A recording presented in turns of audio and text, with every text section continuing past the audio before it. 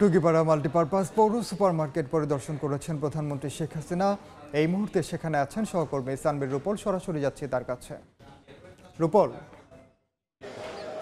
Tungipara multipurpose সুপারমার্কেটের পরিদর্শনের মধ্য দিয়ে 2 দিনের টুঙ্গিপাড়া সফর শেষ করলেন প্রধানমন্ত্রী। এবং প্রধানমন্ত্রী গতকালকে পদ্মা সেতুর সমাপনী বক্তব্য দেওয়ার পর সেখান থেকে টুঙ্গিপাড়াতে আসেন এবং টুঙ্গিপাড়া এসে তিনি প্রথমে ফুল দিয়ে শ্রদ্ধা জানান এবং দোয়া ও মোনাজাতে অংশ নেন।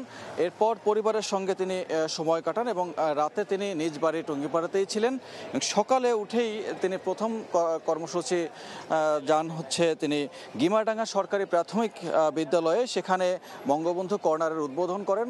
পাশাপাশি তিনি একটি বঙ্গবন্ধুর অ্যালবাম এর মোড়ক উন্মোচন করেন এবং তারপরেই সেখান থেকে তিনি টুঙ্গিপাড়া মাল্টিপারপাস পৌর সুপারমার্কেটে আসেন।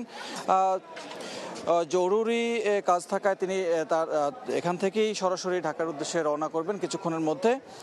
এবং বিকালে তার যে দোয়া ও মোনাজাতে অংশগ্রহণ করার কথা ছিল সেটি আপাতত তিনি করছেন না।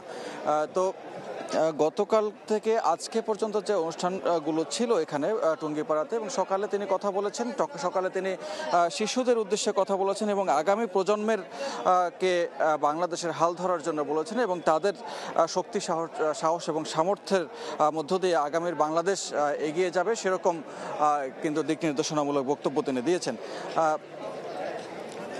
এবং এই কর্মসূচির মধ্য থেকেই তার 2 দিনের সফর শেষ হলো এবং এই যে স্কুলটি, সেই স্কুলটিতে তিনি সেখানে কোমলমতি শিশুরা যেমন অংশ নিয়েছিলেন এবং স্থানীয় নেতাকর্মী তারাও এখানে অংশ নিয়েছিলেন।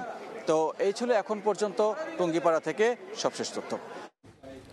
সরাসরি যুক্ত ছিলাম টুঙ্গিপাড়া।